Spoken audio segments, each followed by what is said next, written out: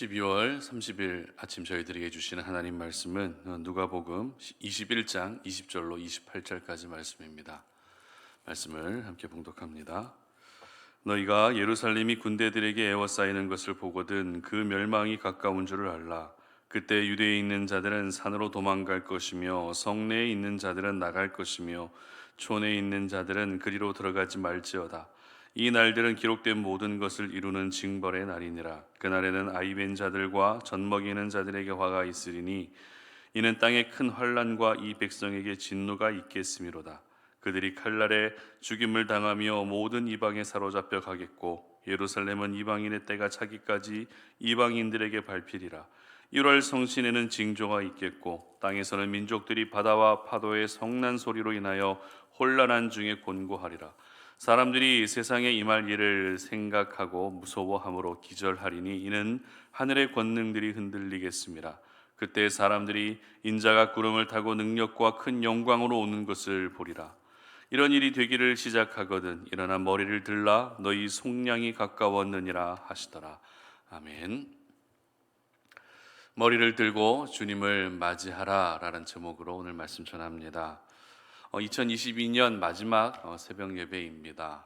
올 한 해 여러 어려움들 가운데에서도 이 새벽 제단을 꿋꿋하게 지키기 위해 수고하신 우리 성도님들 모두를 주님의 이름으로 축복합니다. 올 한 해 우리가 살아가면서 어떤 한 해보다도 더 많은 일들을 겪었던 것 같습니다. 국내외적으로 참 굵직굵직한 사건들이 많이 있었는데요. 일단 국내로 우리나라로 보게 되면 어떤 일들이 있었습니까? 대통령 선거가 있었습니다. 그리고 순수 우리나라 기술로 개발된 누리호가 발사 성공한 일도 있습니다. 그리고 올여름 국지성 장마로 인해서 엄청난 피해가 있기도 했죠. 그리고 데이터 센터 화재로 카카오톡이 목통이 되는 일들도 있었고 어제도 잠시 말씀드렸지만 이태원 참사도 있었습니다. 또 국외 해외로 보게 되면 또 어떤 일들이 있었습니까? 우크라이나와 러시아의 전쟁이 발발했고요. 그리고 일본의 전 총리였던 아베가 총격으로 사망하는 사건도 있었습니다. 영국 엘리자베스 여왕이 서거하기도 했고요. 또 기준금리가 계속 오르는 등의 세계적으로도 참 많은 일들이 있었던 2022년이었던 것 같습니다. 아무래도 때가 때이니만큼 마무리에 대한 부분을 더 많이 생각하게 되는 것 같습니다. 아쉬움이 남기도 하고요. 또 후회가 남기도 합니다. 이 모든 지난 날들을 우리가 생각하면서 그래도 잘 마무리해야겠다라는 생각이 여러분들도 드실 것입니다.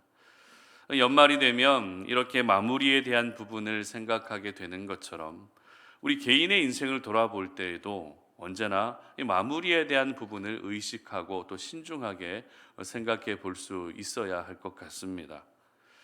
특별히 하나님의 사람들은 이 세상의 마지막에 대해서 항상 준비하고 대비하고 있어야 되는데요. 믿지 않는 사람들은 세상의 마지막 날을 그렇게 의식하지 않습니다. 별로 중요하게 생각하지 않는다는 것이죠.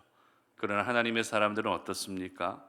이 세상의 마지막을 항상 의식하며 살 수 있어야 하는 것입니다. 왜냐하면 이 마지막에 대해서 성경은 저희들에게 분명하게 말씀하고 있기 때문입니다. 오늘 본문이 기록된 누가복음 21장의 말씀이 바로 세상의 마지막, 이 종말에 대한 기록을 하고 있습니다. 그렇다면 이 세상의 마지막 모습은 어떤 모습일까요? 이 세상의 마지막 모습. 사실 우리가 종말의 때를 생각하게 되면 그렇게 좋은 모습들이 먼저 떠오르는 것 같지는 않은 것 같습니다. 이 종말에 대한 예수님의 그 대부분의 말씀들을 우리가 보게 되면 전쟁과 그리고 기근, 핍박과 같은 일들이 너무나도 많이 있기 때문에 그렇습니다. 오늘 본문 23절 말씀을 한번 보시기 바랍니다. 그날에는 아이벤 자들과 젖먹이는 자들에게 화가 있으리니 이는 땅에 큰 환난과 이 백성에게 진노가 있겠음이로다. 아멘. 여러분, 이 아이벤 자들과 젖먹이들이 누구입니까? 사회적으로 가장 약자입니다. 언제나 보호받아야 될 사람들이 바로 젖먹이들과 아이벤 자들입니다. 그러나 마지막 때가 되면 이 젖먹이들 그리고 아이벤 자들 보호를 받지 못하고 환난을 당하게 된다는 것이죠.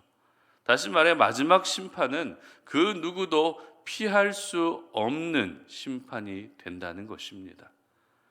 그리고 종말의 때에 있게 될 또 다른 현상은 25절 말씀 보시면 1월 성신에는 징조가 있겠고 땅에서는 민족들이 바다와 파도의 성난 소리로 인하여 혼란한 중에 곤고하리라 이렇게 기록하고 있습니다. 무슨 말입니까?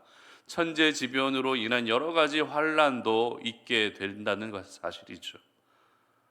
이처럼 이 마지막 종말의 때를 예언하고 있는 성경의 대부분은 그렇게 환란과 고통, 핍박과 고난처럼 이 부정적인 현상들을 더 많이 예언하고 있다는 것입니다. 그래서 그런지 우리가 종말을 먼저 떠올리게 되면 언제나 고난, 고통 이러한 이미지들이 먼저 떠오를 수 있다는 것이죠. 하지만 오늘 이 아침에 우리가 분명하게 기억해야 할 사실은요, 마지막 종말의 모습은 결코 부정적이지 않다는 것입니다.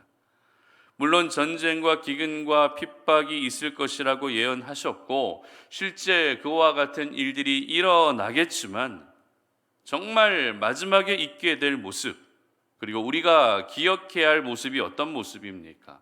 27절 말씀에 기록되어 있습니다. 누가복음 21장 27절 말씀 보시면 그때에 사람들이 인자가 구름을 타고 능력과 큰 영광으로 오는 것을 보리라. 아멘. 그렇습니다.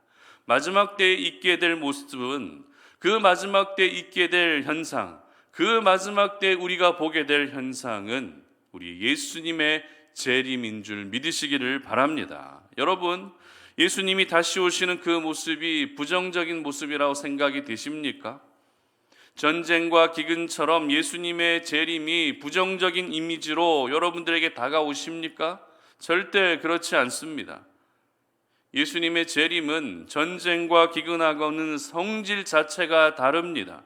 예수님의 재림은 결코 부정적인 모습이 아닙니다. 가장 긍정적이고 오늘도 우리가 가장 사모해야 할 모습인 줄 믿으시기를 바랍니다. 그런데 저희들이 오늘 이 아침에 또 한 가지 기억해야 할 것은요, 예수님의 재림이 두려움으로 다가오는 사람이 있는 반면에 기대와 소망을 가지고 그 예수님의 재림을 기다리는 사람도 있다라는 것입니다. 왜 이렇게 두려움과 기대함으로 크게 나뉘어질 수밖에 없는가 하면 마지막까지 믿음을 지키고 하나님이 기뻐하시는 인생을 산 사람은 예수님을 간절하게 기다리게 되지만 마지막까지 우리 주님이 원하시는 삶을 살지 않고 죄악을 사랑하는 모습으로 살게 되면 그 사람은 자신의 삶에 대해서 심판받게 될 것이기 때문입니다. 그래서 오늘 예수님은 마지막을 기다리는 저희들의 자세를 가리켜서 누가복음 21장 28절에서 이렇게 말씀하십니다. 이런 일이 되기를 시작하거든 일어나 머리를 들라 너희 속량이 가까웠느니라 하시더라. 아멘. 일어나 머리를 들으라고 말씀하고 계십니다. 그렇다면 여러분, 머리를 드는 모습과 반대되는 모습은 어떤 모습일까요? 머리를 드는 것과 반대되는 모습, 바로 앉아서 머리를 숙이고 있는 모습이 일어나 머리를 드는 것과 반대되는 모습이라 할 수 있죠. 그러면 여러분에게 한 가지 질문합니다. 예수님이 다시 오시는 그날 여러분 일어나 머리를 들고 예수님을 맞이하기를 원하십니까? 아니면 앉아서 고개를 들지도 못한 채 예수님을 맞이하기를 원하십니까? 여기서 저희들은 일어나 고개를 든다라고 하는 이 의미를 먼저 알 필요가 있는데요. 예전에 살펴봤던 바리새인과 세리의 기도 여러분 기억하고 계십니까? 이 바리새인과 세리의 기도에서 세리가 기도할 때 어떻게 기도했죠?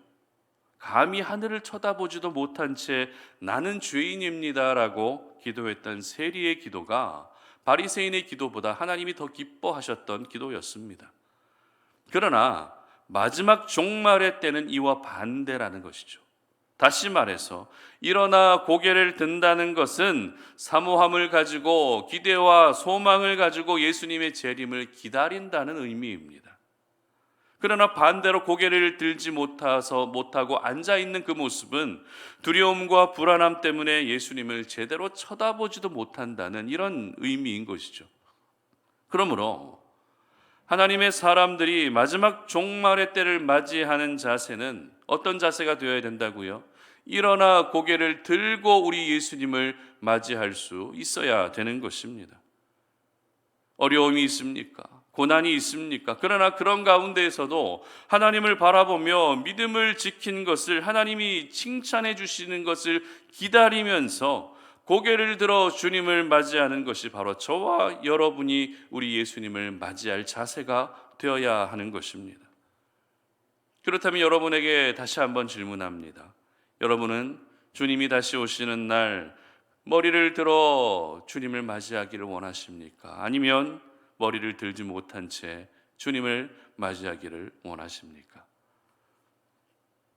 우리 송탄오륜의 모든 가족들은 머리를 들고, 일어나 머리를 들고 우리 주님을 맞이할 수 있으시기를 주님의 이름으로 축복합니다. 머리를 들고 주님을 맞이하는 사람이 어떻게 됩니까? 속량받게 되는 것입니다.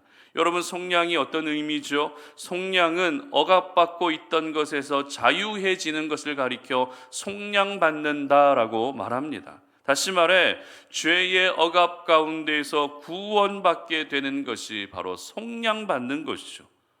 그러므로 다시 오실 주님을 우리가 일어나 머리를 들고 맞이할 때 그 속량의 은혜, 구원의 은혜가 우리에게 주어지게 되는 것입니다.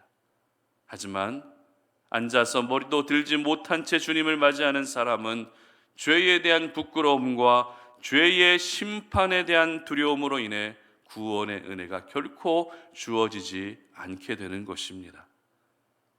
세상 속에 믿지 않는 사람들은 예수님의 재림, 예수님의 다시 오심에 대해 전혀 의식하지 못하고 있습니다. 그렇기 때문에 정작 다시 오시는 주님 앞에서 머리를 들지 못하고 구원의 은혜도 누리지 못하게 되는 것입니다. 하지만 저희들은 어떻습니까? 이미 우리 예수님께서 모든 것을 다 말씀해 주셨습니다. 마지막 때 여러 핍박과 환난과 고통과 기근과 전쟁이 있을 것이지만 그 가운데서도 우리 주님이 영광 가운데 다시 오시게 될 것을 약속하셨고 말씀하셨다는 것입니다. 그러므로 저희들은 우리 예수님을 일어나 머리를 들고 맞이할 수 있어야 하는 것입니다. 지금은 힘들더라도 믿음을 지키시고 인내하며 나를 구원해 주시고 나에게 놀라운 은혜, 속량의 은혜를 베풀어 주실 그 예수 그리스도를 간절하게 오늘도 기다리며 살 수 있어야 하는 것입니다. 머리를 들고 주님을 맞이하는 것은 절대 교만한 행동이 아닙니다. 일어나 머리를 들고 주님을 맞이하는 것은 우리 주님의 재림을 누구보다도 뜨겁게 기다리고 사모하는 사람들의 모습이라는 사실을 여러분 모두 기억하시기를 바랍니다. 2022년 한 해를 마무리하는 이 시간, 올 한 해를 뒤돌아보실 뿐만 아니라 내 인생의 마지막, 그리고 이 세상의 마지막도 돌아볼 수 있는 시간이 되시기를 바랍니다. 그래서 우리 송탄오륜의 모든 가족들은 일어나 머리를 들고 우리 예수님을 맞이하시고 우리 예수님을 기다릴 수 있는 우리 성도님들 되시기를 주님의 이름으로 축복합니다. 함께 기도하겠습니다. 살아계신 하나님 감사합니다. 오늘 이 아침에 2022년 마지막 새벽 예배 나와서 이 새벽 제단을 쌓으며 하나님께 영광을 올려드립니다. 올 한 해도 여러 어려움들 속에서도 꿋꿋하게 굳건하게 이 새벽 제단을 잘 지키게 하시니 감사합니다. 올 한 해를 마무리하며 그리고 우리가 우리 개인의 인생을 또 뒤돌아보며 또 이 세상을 뒤돌아보며 하나님 다시 오실 주님을 우리가 일어나 머리를 들고 맞이할 수 있기를 원합니다. 엎드려서 고개도 들지 못한 채 두려워서 부끄러워서 그렇게 주님을 맞이하는 것이 아니라 일어나 머리를 들고 나에게 속량의 은혜를 베풀어 주실 우리 주님을 기대하고 사모하며 기다릴 수 있는 우리 성도님들 되게 하여 주시옵소서. 2022년 한 해를 마무리할 때 우리가 하나님의 은혜에 더욱더 감사하며 마무리하게 하시고, 새롭게 하나님이 허락해 주실 2023년 새해에는 올해 우리가 누리지 못하였던 또 다른 은혜, 우리가 경험하지 못했던 또 다른 하나님의 은혜를 마음껏 경험할 수 있는 우리 2023년 새해가 될 수 있도록 도와주시옵소서. 감사드리며 예수님의 이름으로 기도드립니다. 아멘.